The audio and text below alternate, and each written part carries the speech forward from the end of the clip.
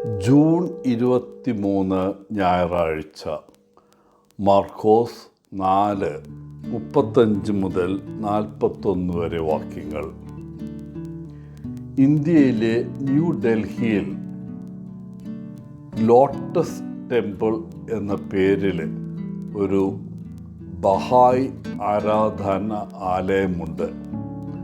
താമരയുടെ ആകൃതിയിൽ പണി ചെയ്യപ്പെട്ടിരിക്കുന്ന ഈ ടെമ്പിൾ നഗരത്തിലെ ഒരു പ്രധാന ആകർഷണമായി മാറിയിരിക്കുന്നു.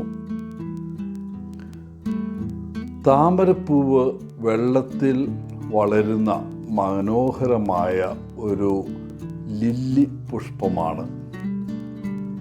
താമരപ്പൂവ് പ്രബുദ്ധത, വിശുദ്ധി, ആത്മീയ വളർച്ച എന്നിവയെ പ്രതീകപ്പെടുത്തുന്നു. ചെളി നിറഞ്ഞ വെള്ളത്തിൽ താമര വിരിയുന്നത് പോലെ വെല്ലുവിളികൾക്കും കഷ്ടപ്പാടുകൾക്കും ഇടയിൽ വളരാനുള്ള കഴിവിനെ ഇത് പ്രതിനിധീകരിക്കുന്നു. ചില ക്രിസ്ത്യൻ പള്ളികളിലും ക്ഷേത്രങ്ങളിലും താമരക്കുളങ്ങൾ കാണാം. ചിലർ യേശുവിനെ ഒരു താമരപ്പൂവായിട്ടാണ് കാണുന്നത്. വെള്ളത്തെ ഇളക്കിമറിക്കുന്ന കൊടുങ്കാറ്റുകളൊന്നും കാര്യമാക്കേണ്ടതില്ല. താമരപ്പൂവ് ആ കൊടുങ്കാറ്റിലും എപ്പോഴും ശാന്തവും മനോഹരമായി നിലകൊള്ളുന്നു. അരാജകത്വത്തിന് മുകളിൽ പൊങ്ങിക്കിടക്കുന്നു. അതാണ് യേശുനാഥൻ. കൊടുങ്കാറ്റിനെ കൺട്രോൾ ചെയ്യാൻ അവന് സാധിക്കും. അതുകൊണ്ടാണ് കൊടുങ്കാറ്റിലും അവൻ ശാന്തനായിരിക്കുന്നത്. കൊടുങ്കാറ്റിൻ്റെ മേൽ അധികാരമുള്ളതിനാൽ അവൻ പറയുന്ന വാക്കുകൾ സമാധാനം, നിശ്ചലമായിരിക്കുക എന്നത് ഏത് കൊടുങ്കാറ്റിനെയും ശാന്തമാക്കും. നമ്മുടെ ജീവിതത്തിലും നമ്മുടെ ലോകത്തും നിരവധി കൊടുങ്കാറ്റുകളുണ്ട്. അവ പെട്ടെന്ന് ഉയർന്ന് നമ്മുടെ സമാധാനവും സ്വസ്ഥതയും തകർക്കും. ചിലപ്പോൾ ഈ കാറ്റുകൾ കൂടുതൽ ആന്തരികമായിരിക്കും.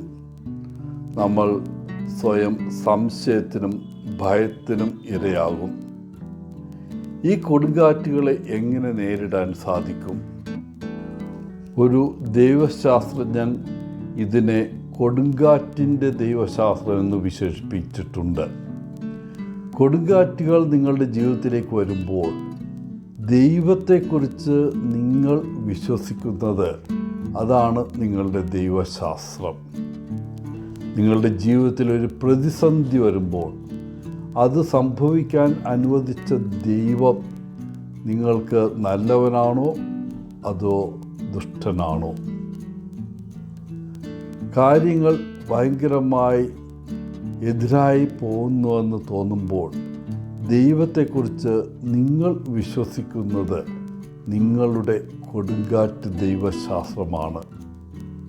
നിങ്ങൾ ജീവിക്കുന്നത് ഭയത്താലാണോ അല്ലെങ്കിൽ വിശ്വാസത്താലാണോ എന്ന് കൊടുങ്കാറ്റുകൾ നിങ്ങൾക്ക് വെളിപ്പെടുത്തും.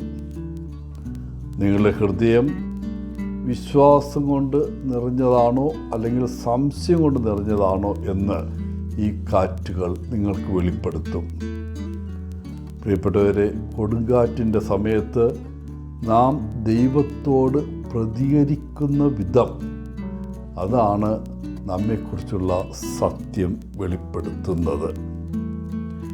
എല്ലാവർക്കും ഏത് കൊടുങ്കാറ്റിലും ദൈവവിശ്വാസത്തിൽ അടിയുറച്ച് നിൽക്കുവാൻ വേണ്ട അനുഗ്രഹമുണ്ടാകട്ടെ എന്ന് പ്രാർത്ഥിക്കുന്നു.